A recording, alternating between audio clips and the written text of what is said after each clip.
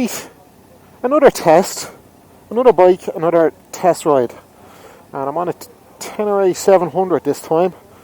And straight away, I've kind of realised something about this bike that I'm not mad on, and it's where the clutch case cover is against my right shin when I want to put my foot on the back brake. But maybe that'll be okay. So this is a Ténéré 700, and it's fucking pissing rain, so this is not going to be a great test. Well, it actually will be a good test because this is kind of a adventure type bike, so you would expect that this bike would do well in the rain. We would hope it would anyway. You'd hope it'd do well in the rain. We'll see how we go. But it's typical fucking Ireland, man. Piss and rain all the time. So this bike anyway is this is a great bike on paper because first of all it's 11 grand, right? Which means it's fucking cheap. Cheap as chips. Like 11 grand for a bike is seriously cheap. Obviously, you know, you need to get panniers and stuff for it as well. But I mean, if you want to go on an adventure somewhere and you have a limited budget, this is definitely the thing to buy. Well, one would hope this is the thing to buy. I mean, I don't think there's much out there that's cheaper than this. Now, it doesn't have any traction control or any of the fancy electronic suspension or any of that kind of stuff, but it's you know, it is what it is. Like, it's just a bike to go on an adventure on. I suppose that's cheap. Now, actually, my mate Victor is here today with me, and I don't know where the fuck he's gone. He fucked off on that FJR. I don't think he realises that he's supposed to be on a guided kind of tour. Like, I hope he comes back.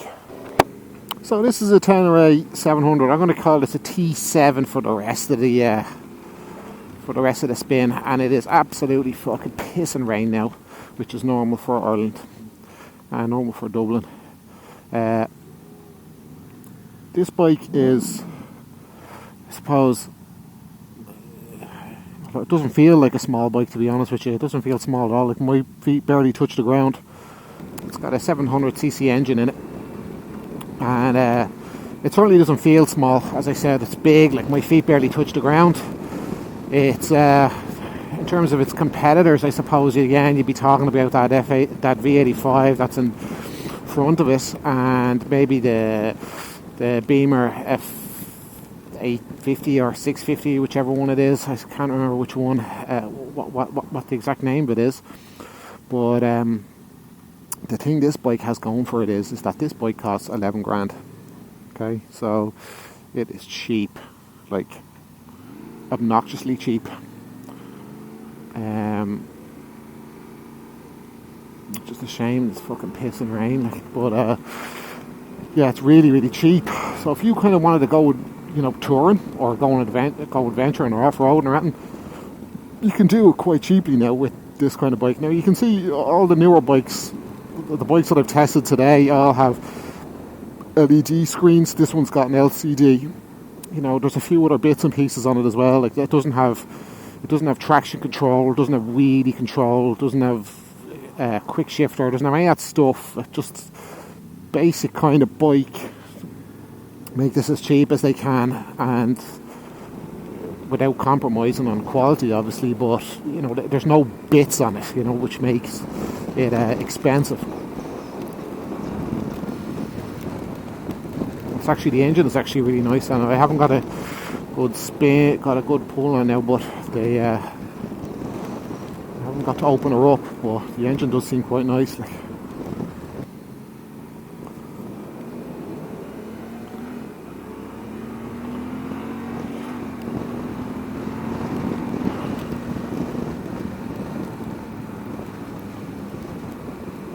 It's not overly powerful. Wouldn't be as powerful now as the V85 was. When I can see it goes, but it's certainly not ultra fast. Look at what the fucking lad is doing. Jesus, what these lads, man, can't ride bikes. Fucking hell. The seating position is actually quite nice. It's very upright.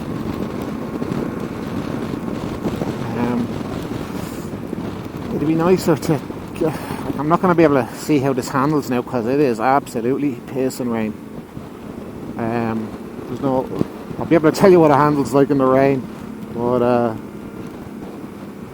it's actually very comfortable. The suspension is nice and bouncy and soft, and it is absolutely fucking pissing, man. Holy shit. It's like the seat is like a U shape on this, you know, your arse sits into it quite nice. The bars are up high, everything's sitty uppy and nice. I love the look of the front of this as well. The lights on the front of it look great. Caution, service water, no shit. I think this bike actually belongs to Kieran Hayes. He uses this every day, so it obviously says something good about the bike. Like, you know, that if Kieran is willing to use it day in, day out, that it's obviously a good bike. Kieran's the owner of Megabikes, actually, so in case anybody's wondering. And this is his open day for his new shop in Ballymount Industrial Estate. So, you know, so far this feels okay, despite the fact that this bike only has kind of a small screen in the front. Like in comparison to the V85 that I was riding earlier, I'm actually not getting much wind against my helmet and face. It's probably because this screen is more upright. And it's actually breaking the wind better than the V85 would. The big screen on the V85, we're jumping off here.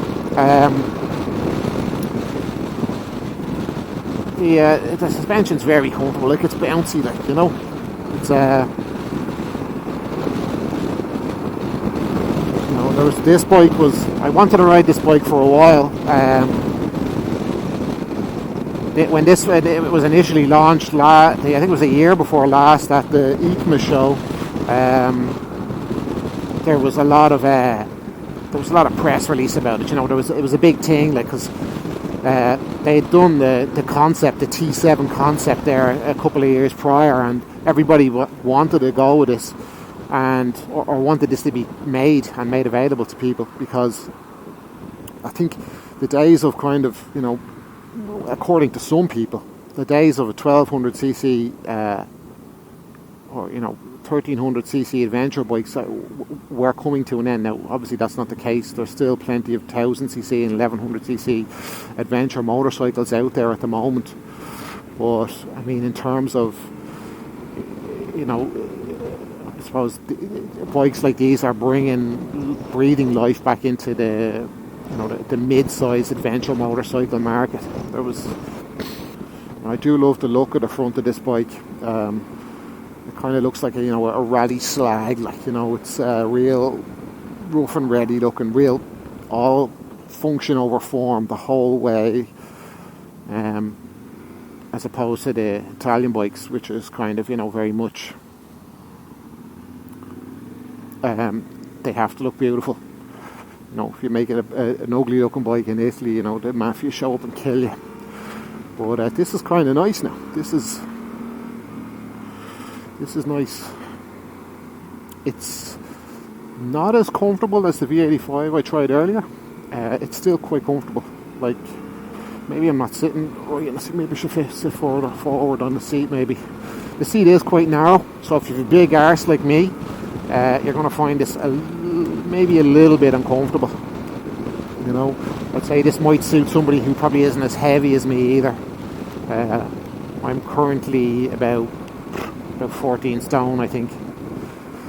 It does. I can feel my right shin touching off the clutch case cover on this bike, which is kind of,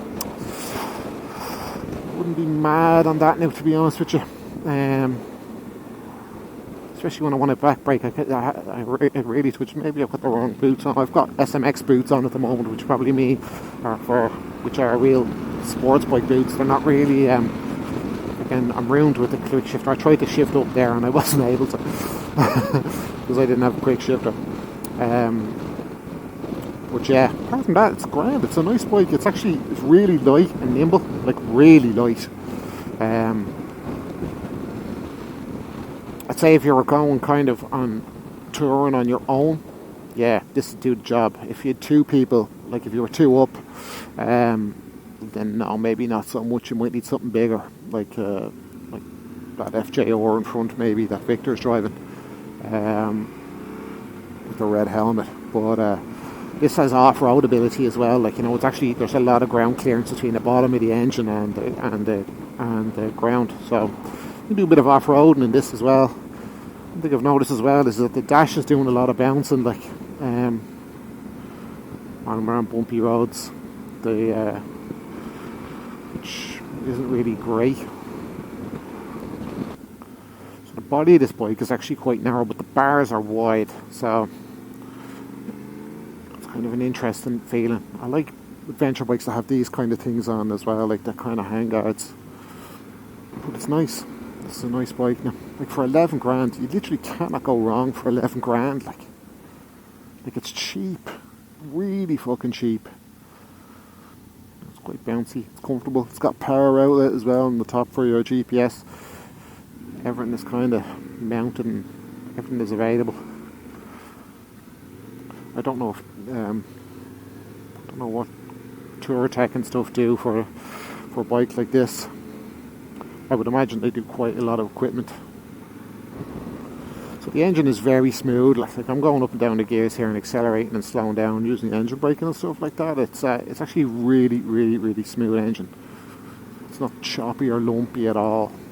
I don't know what it'd be like now, kind of a high revs. You don't really get anywhere to test at a high revs, you know. So we will shortly after this on the fast bit, on the bendy bit. That has all the water. Now that it has pissed fucking rain, unfortunately. Like, even kind of revving hard there, there's not much vibration at all from the engine. It's actually quite nice. The suspension's real soft. Perfect off-roader, traily, adventure type bike. And it's cheap. Did I mention it's cheap? Did I mention this bike only costs 11 grand? Or 11 and a half actually it is now this year. It went up by 500 quid.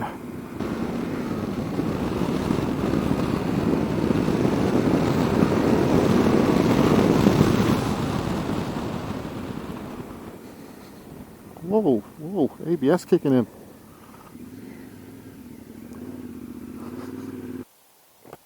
But that's her anyway. Ténéré 700. Nice bike.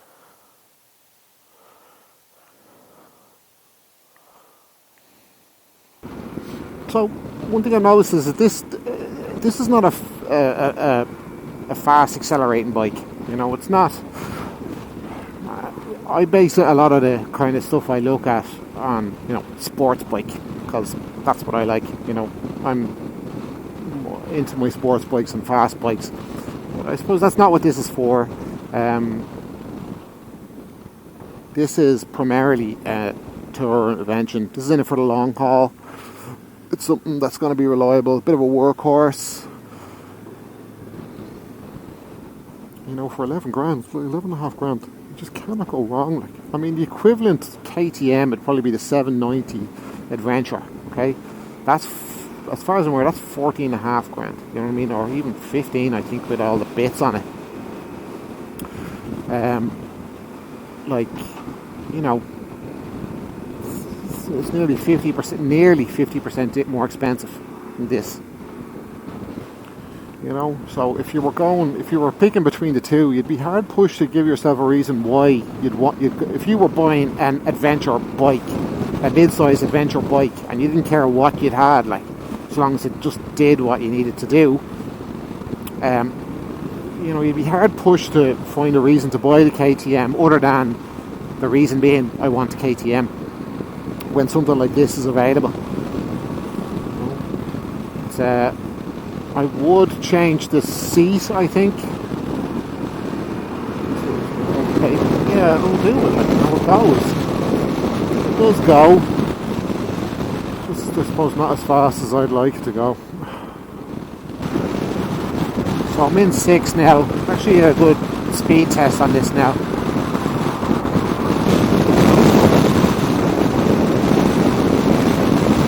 Actually grand. A little bit vibrating, but it's grand, like, you know.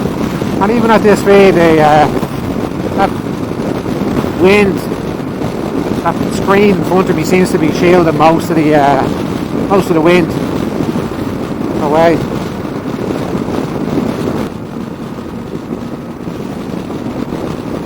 Yeah, the bike is very, very light. I think it's more orientated to kind of off-road riding or trails and stuff like that, as opposed to, you know, this kind of stuff on a motorway. It's a lovely bike for sure. So again, it is kind of, once you get above 60 miles an hour or 66 miles an hour, it does get a bit vibratey. You know, you wouldn't, and the seat it's comfortable, but it's not super comfortable. Certainly not as comfortable as the V85 or even the 200 actually. I think it's because it's narrow, and you know, those of us with a larger arse won't be as comfortable on this.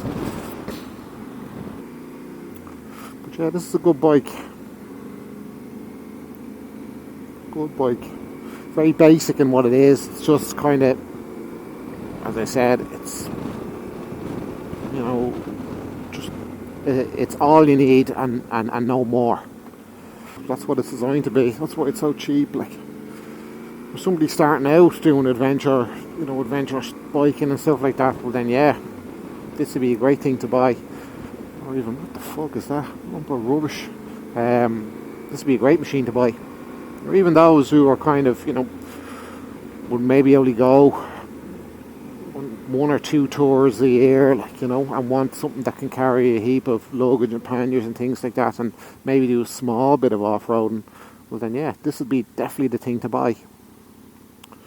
Or even if you wanted a bike just to be your daily runaround, this is the thing to buy, because it can do everything you need it to do, and it's only 11 grand.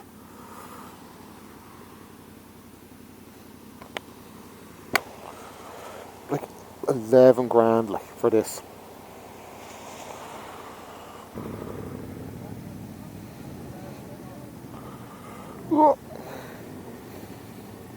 And that's that.